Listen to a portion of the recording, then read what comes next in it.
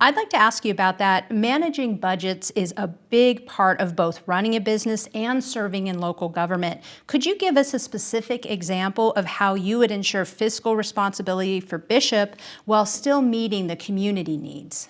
Sure. Anything about budgets when you're doing them is, first of all, you have to make a realistic budget, right? If you know that your taxable income is $1 million a year, your budget isn't necessarily $1 million.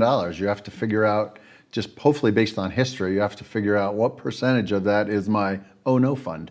Yes. Right? So every year emergencies come up. You don't know what they are. So you take 3%, 5%, you take a percentage of that and you put it in the bank for a rainy day because it's going to rain. Yes. Right? Is it going to be heavy snow this year? We're going to have water runoff, so we're going to have some damage from that we're not going to account for.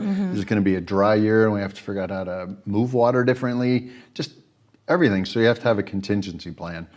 So if you're comfortable with the budget, so you take 10%, you put it aside.